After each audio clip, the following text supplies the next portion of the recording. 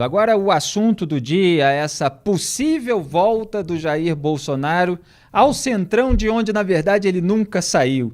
Diego, o PP é um dos partidos que mais teve envolvidos no escândalo de corrupção da Petrobras, alvejados pela Lava Jato, ali a partir das primeiras delações naquelas diretorias ali da Petrobras, surgiram nomes do PP. E o Jair Bolsonaro fazia parte do partido, né? Acabou saindo depois para se candidatar à presidência pelo PSL, depois de ter passado por outros partidos e não deu certo. E agora existe essa possibilidade. Eu conversei aqui na terça-feira, ontem, portanto, com o Diogo Mainardi, e a gente estava falando justamente dessa sinuca de bico em que o Bolsonaro ficou depois do resultado de encolhimento do bolsonarismo na eleição municipal. O Centrão conquistou centenas de prefeituras, alguns partidos ali ganharam proeminência, como o próprio PSD, e agora o Centrão já ameaça até se descolar, pelo menos uma ala dele, Gilberto Kassab, por exemplo, do bolsonarismo. Pode vender caro o apoio a partir de agora, mais caro ainda do que já estava vendendo, a partir de determinado momento, se o Bolsonaro realmente se desgastar mais ainda, ou não for um nome forte para 2022, pode chutar o Bolsonaro. E fica essa possibilidade do Bolsonaro, então, se fundir ainda mais com o Centrão, talvez para manter aí algum caminho, alguma estrutura partidária para ser competitivo, mesmo que fique um problemão para ele em relação ao discurso a ser adotado. Então, quais são as informações a respeito dessa possível volta dele? Olha, Felipe, o Jair Bolsonaro, presidente da República, já passou por 9 partidos. O PSL, seu último partido, o partido pelo qual ele foi eleito presidente em 2018, foi o seu 9º partido. Antes disso, como você lembrou, ele passou pelo próprio PP, pelo PSC do pastor Everaldo, que está preso. Hoje, inclusive, o STJ manteve a prisão do presidente nacional do PSC, e o Bolsonaro acabou saindo do PSL no ano passado, nessa conhecida briga que ele teve com o Luciano Bivar, presidente nacional do PSL, que é deputado federal por Pernambuco, depois daquele racha todo que fez os deputados do PSL ali, que formaram a maior bancada da Câmara, junto com o Partido dos Trabalhadores, nesta legislatura. Houve um racha entre bolsonaristas e bivaristas, em alusão ao Luciano Bivar, e aí o presidente da República ficou sem partido. Os seus filhos, Eduardo Bolsonaro continua no PSL, na ala bolsonarista do PSL, e os outros dois, o senador Flávio Bolsonaro e o vereador reeleito agora Carlos Bolsonaro, foram para os braços dos republicanos. E o presidente ficou sem partido. Só que para tentar a reeleição em 2022, lembrando que Bolsonaro era contra a reeleição, o que mudou no primeiro, segundo, terceiro mês de governo, ele vai precisar estar afiliado a alguma legenda. Então surgiram aí várias possibilidades. O PTB do Roberto Jefferson abriu os braços, Roberto Jefferson aí que já não é mais neo-bolsonarista, mas é uma pessoa que se transformou em bolsonarista no meio da pandemia aí, e abriu as portas para o Jair Bolsonaro. Tem o Patriota, que é o antigo PEN, que é presidido por um cidadão chamado Adilson Barroso. O Bolsonaro chegou a assinar a ficha de filiação ao Patriota em dezembro de 2017, antes de ser levado para o PSL. Mas hoje eu falei com o Adilson Barroso, ele me disse que não tem nenhuma conversa para o presidente ir para o Patriota. Por que eu cito o Patriota? Porque para os bolsonaristas, que vale lembrar, fracassaram até aqui na tentativa de criar o partido Aliança pelo Brasil, que seria presidido pelo próprio Jair Bolsonaro e teria como vice-presidente o senador investigado por peculato, Flávio Bolsonaro. Esses bolsonaristas, para eles, há uma preferência de que o Jair Bolsonaro vá para um partido de menor expressividade, um partido onde eles, bolsonaristas, tenham alguma ingerência, tenham algum espaço para conseguir ali também as suas coisas. Porque se o Bolsonaro for para um centrão, para um partido como o PP, que é um partido grande, o Progressistas, esses bolsonaristas avaliam que podem ficar sem espaço.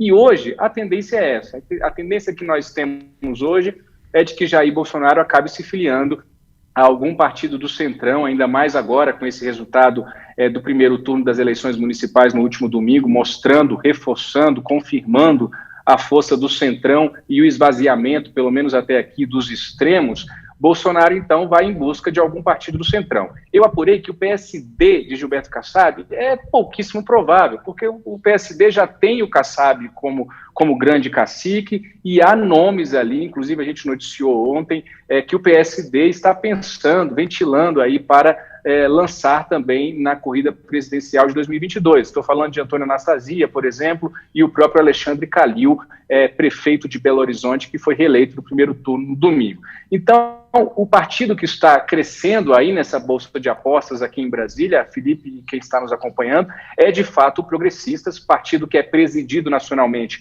pelo enrolado senador do Piauí, Ciro Nogueira, e também tem como líder na Câmara dos Deputados o deputado Arthur Lira, que é réu por corrupção no STF, no quadrilhão do PP, ele que é o candidato, inclusive, de Jair Bolsonaro à sucessão de Rodrigo Maia nessa eleição que vai acontecer em fevereiro do ano que vem. Agora, Diego, só para terminar esse assunto, eu queria depois saber da polêmica do WhatsApp bolsonarista que você descobriu e publicou no Antagonista também. Mas só uma última pergunta sobre esse tema. Quer dizer que os bolsonaristas, eles não estão refratários à ideia de voltar ao PP por uma questão de discurso, de voltar ao centrão, de se misturar com pessoas que têm uma mancha ali na sua carreira? Não, eles estão preocupados em não ter espaço num partido já devidamente ocupado pelos velhos caciques do centrão. Então a preocupação é mais essa, né? Pois é, Felipe, eles esperavam que o Aliança pelo Brasil fosse nascer a tempo das eleições municipais. Quem disser o contrário, me desculpa, está mentindo. A apuração que nós temos, as entrevistas que nós temos ali de meses atrás, era do bolsonarismo tentando fazer o Aliança pelo Brasil para já disputar as eleições municipais deste ano. Exatamente. Depois inventaram aí, criaram essa história, na minha avaliação, caiu como uma luva, e claro que tem uma influência, mas não foi só isso, logicamente, o lance de que a pandemia dificultou aí a coleta de assinaturas. Mas antes mesmo da pandemia, essa coleta de assinaturas já vinha em um ritmo bem inferior àquilo que se esperava dentro do Aliança pelo Brasil. Então, Felipe, já havia um recorte ali, uma repartição. Quem é que ia conduzir o Aliança pelo Brasil do Estado? O Bibo Nunes, lá no Rio Grande do Sul, o Gilson Machado, que é o presidente da Embratur, em Pernambuco. Já havia toda uma divisão ali dessa turma. Então, quando você fala que o Bolsonaro pode ir para o PP, os bolsonaristas não terão espaço num partido comandado por Ciro Nogueira, que é um camaleão, que até ontem era lulista, estava abraçando a Dilma, beijando o Lula, e da noite para o dia, como nós já falamos aqui inúmeras vezes, virou esse bolsonarista aí de aluguel. Então, de fato, há essa preocupação dentro do Aliança pelo Brasil sobre como vai ser. O que eles esperavam era um presidente que encampasse esse campo ideológico do bolsonarismo, que fizesse valer a voz deles, mas nós já mostramos aqui também no Antagonista, quem acompanha os bastidores com a gente, não é novidade falar disso, desde quando Bolsonaro recebeu o cantor Netinho, né, daquela música Mil e Uma Noite, Amor com Você, em detrimento aos deputados bolsonaristas, num sábado à noite aqui no Palácio do Alvorada, ali já azedou a relação e os bolsonaristas já viram que eles não estavam com aquela bola toda. Depois veio o Centrão na vice-liderança, na liderança da Câmara, depois veio o Centrão com o Ministério das Comunicações recriado para abrigar o Fábio Faria, e nós temos muito mais por aí. Nós temos informações de como nós noticiamos, também não está protagonista, de que o Centrão, por exemplo, mira a saúde com Eduardo Pazuello, mira o Ministério da Educação, onde está lá o Milton Ribeiro apagado, e o Centrão, como nós já dissemos também aqui inúmeras vezes, é repetitivo, mas é importante dizer, quando o Centrão ganha a mão, ele quer o pé e o corpo inteiro. Exatamente. E o Bolsonaro só quer 1001 noites de amor com o Centrão, não quer com esses aliados bolsonaristas. Agora, Diego, inclusive é ilustrativo disso, a revolta que está tendo aí em grupo de WhatsApp em relação ao resultado da eleição municipal. Parece que estão procurando aí alguma responsabilidade. A autocrítica nunca é completa. Eu já falei aqui e publiquei na rede social, no Twitter, o que eles deveriam fazer como autocrítica, que eu sei que nunca vão fazer. Mas o que aconteceu exatamente? Conta pra gente. Felipe, só aproveitando um gancho da sua fala aí, que o Bolsonaro não quer 1001 noites com essa turma, eu fiquei em dúvida se eu tocava nesse assunto, mas eu vou tocar porque é uma apuração que eu garanto. Uma deputada bolsonarista me pediu reserva, me pediu off, como a gente chama, então eu nunca publiquei isso no Antagonista, mas ela me disse, e eu falei para ela, no dia que eu puder publicar isso, você me avisa, mas agora eu vou dizer. Ela me disse que certa vez sentou com o Bolsonaro para falar da insatisfação dela em como o bolsonarista não está recebendo o apoio na Câmara, como aqueles deputados do Centrão estavam recebendo privilégios e tudo mais. E o Bolsonaro teria dito a ela, segundo ela me contou, o seguinte: você me traz um voto, o Centrão me traz 1000.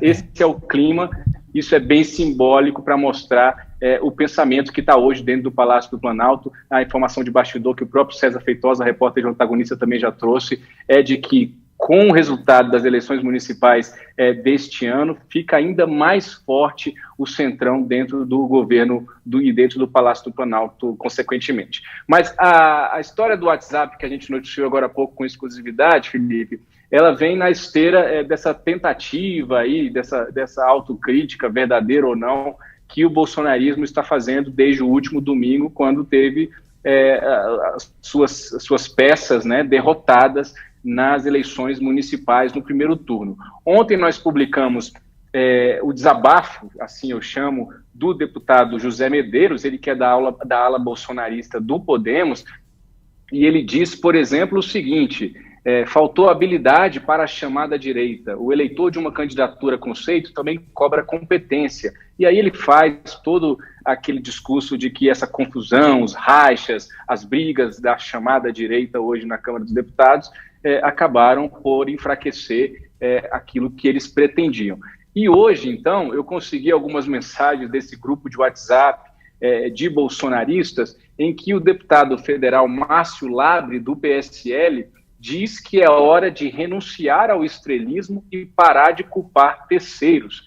E aí ele fala, inclusive, o seguinte: acho que deu para entender que ficar soltando stories para dizer que é íntimo do presidente não adiantou nada. Além de se abdicar um pouco dessa cocaína de likes no Instagram, assim define o deputado, cada um de nós precisa entender que já passou da hora de sentar o traseiro numa mesa de reunião gigante e só sair dali quando o grupo estiver com objetivos bem claros e por aí vai. Ou seja, o bolsonarismo no Congresso, no Parlamento hoje, já compreendeu que esses rachas, essas brigas internas, essa falta de foco, essa falta de objetivo, essa coisa confusa e caótica, como a gente tem visto desde o início da legislatura, entregou de mão beijada Jair Bolsonaro e o governo para o Centrão. E no Centrão, como a gente gosta de falar, não tem menino, né? Não estou fazendo nenhum juízo de valor aqui para não cometer equívocos, e não falar coisas que não se deve falar, apesar de que a gente pensa. O Centrão esperou esse espaço surgir e ocupou esse espaço, porque não existe espaço vago no poder aqui em Brasília, Felipe. E agora o bolsonarismo vai querer correr atrás do prejuízo, não sei mais se vai ter tempo para isso. Exatamente, Diego. Essa fala do Labre é muito emblemática de se abdicar um pouco dessa cocaína de likes no Instagram. Quer dizer, é um pessoal que é ativista de rede social.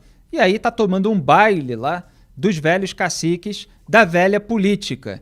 E nem para fazer algo pelo Brasil, estão mais preocupados em fazer propaganda em rede social e em criar inimigos internos e externos, mobilizando um eleitorado mais fanatizado, mas que é disperso e não é grande, como comprovou a eleição municipal. Então eles estão lá querendo só isso, like, compartilhamento, fazer meme, e muitas vezes a gente vê assessor que usa a conta do próprio parlamentar para responder elogiosamente ao tweet do parlamentar, né? Isso já aconteceu com alguns deputados bolsonaristas, deputada bolsonarista.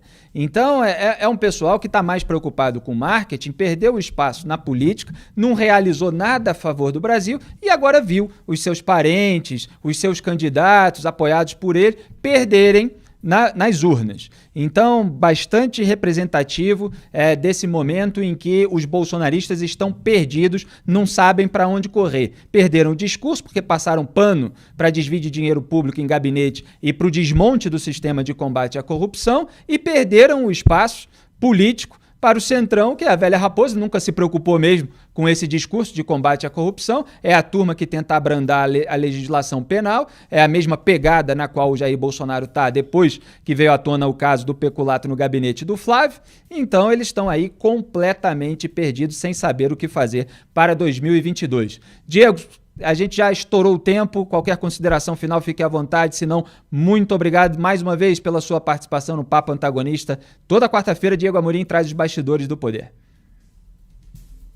Eu só vou concluir dizendo o seguinte, Felipe, para quem está nos acompanhando. Antes das eleições municipais, desse primeiro turno, eu escutava desses bolsonaristas em reservado que eles precisavam manter essa liga com o presidente Jair Bolsonaro a despeito dessa decepção, dessa frustração que eles não escondem mais em relação à escolha do presidente em casar com o Centrão. Mas eles acreditavam que por uma questão político-partidária era preciso continuar ainda colados ao presidente. Mas agora, com o resultado das eleições municipais mostrando que estar colado ao presidente não é lá mais essas coisas, a gente está vendo isso, esses movimentos de autocrítica. O próprio deputado Luiz Lima, que foi candidato à Prefeitura do Rio de Janeiro, também soltou aí uma nota, e a gente publicou há pouco no Antagonista, tentando unir aí o bolsonarismo, esse que está em frangalhos. Eles estão tentando juntar aí as pecinhas para fazer frente ao Centrão. Obrigado, Felipe, até quarta-feira que vem, um grande abraço. Grande abraço, Diego. Aliás, eu lembro que tem um vídeo meu de meses atrás aqui chamado O Fracasso do Partido Bolsonarista. É algo nesse sentido, falando sobre a Aliança do Brasil, que é outra coisa que os bolsonaristas não conseguiram realizar, porque são incompetentes para realizar alguma coisa, sabem atacar os outros, né? E, obviamente, isso gera um tremendo desgaste também, como as urnas comprovaram. E também pelo simples motivo de que o João 34569, @Maria 457938, que são os robôs, as contas fakes de rede social da militância bolsonarista, eles não fazem assinatura para criar partido, eles não votam na hora da eleição. Então eles podem inflar aí o público dos ativistas bolsonaristas, podem atacar e fazer campanha difamatória contra jornalistas, ex-ministros, ex-aliados, mas na hora da realização eles não conseguem participar, porque felizmente ainda existe algum controle sobre esse tipo de coisa.